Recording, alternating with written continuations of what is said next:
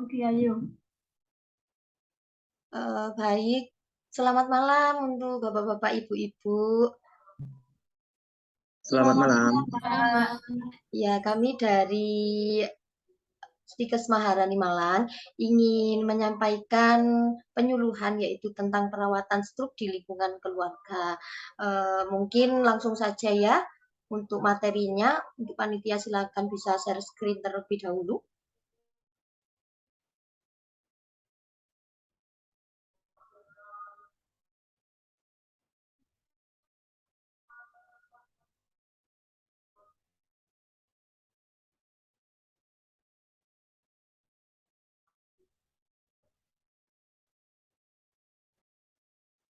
Mungkin dengan menunggu PPT-nya, oh sudah ter-share screen ya.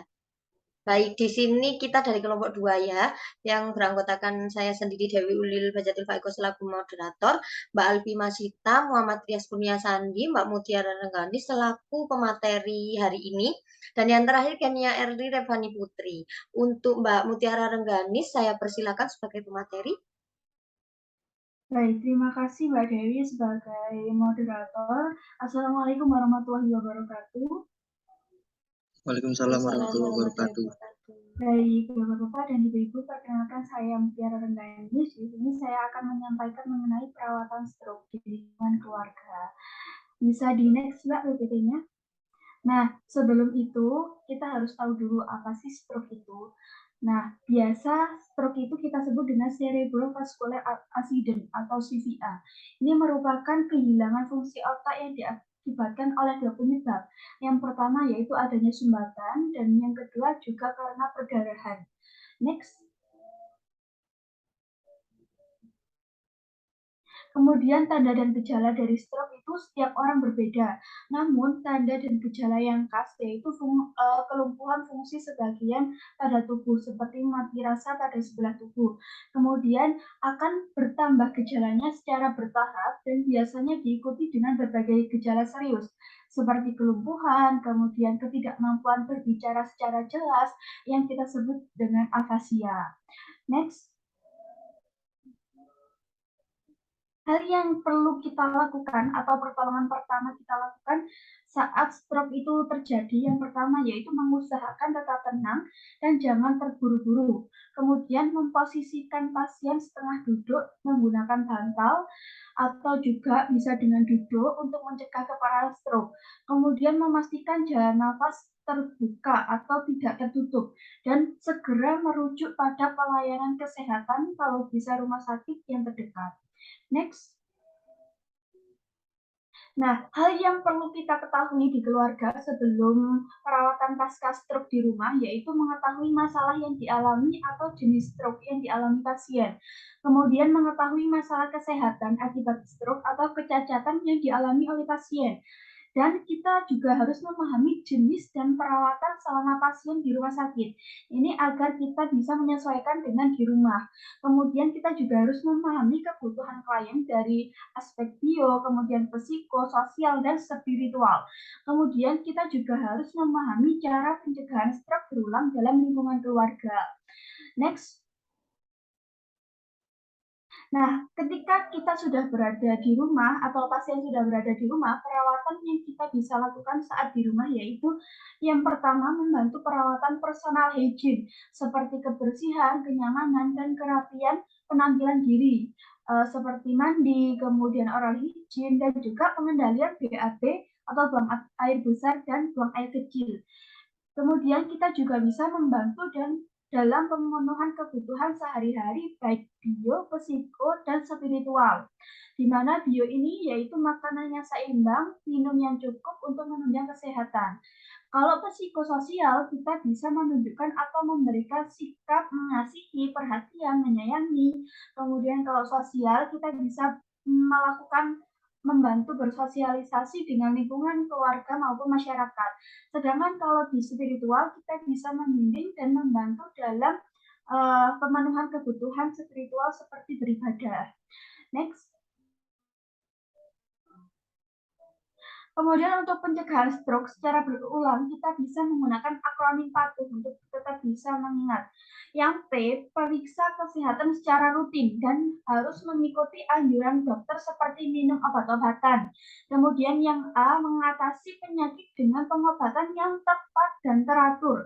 Untuk T, tetap diet sehat dan gizi seimbang. Dan U, mengupayakan beraktivitas fisik dengan aman. Dan H, hindari rokok, alkohol, dan zat karsinogenik lainnya. Next. Nah, mungkin itu saja pemaparan materi dari saya. Apabila ada kekurangan, saya mohon maaf. Dan apabila mungkin ada yang kurang jelas, bisa Bapak-Bapak Ibu tanyakan dalam sesi tanya jawab ini. Untuk sesi tanya jawab, saya serahkan ke moderator. Baik, Mbak Mutiara Renegani selaku pemateri sangat jelas sekali untuk penjelasannya. Untuk Bapak Ibu yang ingin ditanyakan, monggo silakan. Bisa langsung on mic dan chat di kolom chat bisa. Permisi Mbak, izin bertanya. Iya, silakan. Jadi saya mau bertanya, apakah seseorang yang mengalami gejala stroke atau biasa disebut dengan stroke ringan dapat berubah menjadi stroke permanen seperti itu? Pak bisa dimengerti? Ya, baik Mbak, bisa dimengerti sekali. Mungkin untuk pertanyaannya ditampung terlebih dahulu ya. Untuk yang lain, apakah ada yang ingin ditanyakan? Ini ada. Dari saya, Oh iya, silakan Mas. oke, dari saya Mbak izin bertanya, apakah orang yang terkena stroke itu bisa kembali pulih normal seperti sebelum terkena stroke itu, Mbak? Oh baik, ditampung terlebih dahulu ya Mas. Ini ada di kolom chat yaitu apakah kolesterol bisa menyebabkan stroke? Mungkin bisa langsung dijawab. Baik, terima kasih audiens dan moderator. Saya akan menjawab pertanyaan dari Mbak Alfia tadi.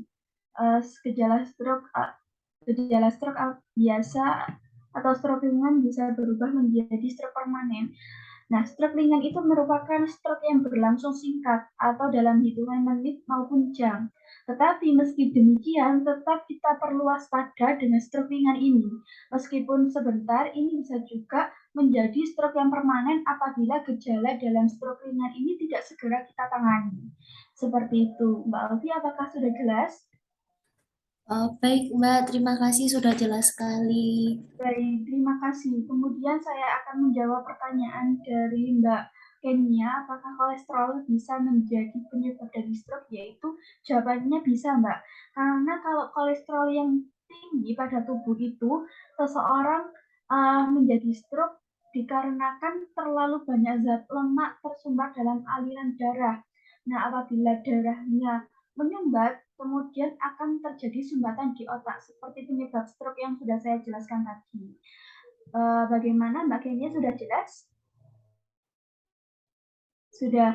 Baik, saya akan menjawab pertanyaan dari Mas Rias, apakah stroke bisa sembuh secara total? Kalau secara total mungkin sulit ya Mas ya, tapi dengan penyembuhan stroke agar tidak begitu parah, kita bisa mengurangi hal-hal atau faktor-faktor yang memicu terjadinya stroke semakin berat. Contohnya seperti tekanan darah tinggi, merokok, kemudian kurang aktivitas maupun tidak menjaga pola gizi seimbang. Seperti itu. Apakah pertanyaan mohon maaf, apakah jawaban dari saya sudah jelas Mas Rias?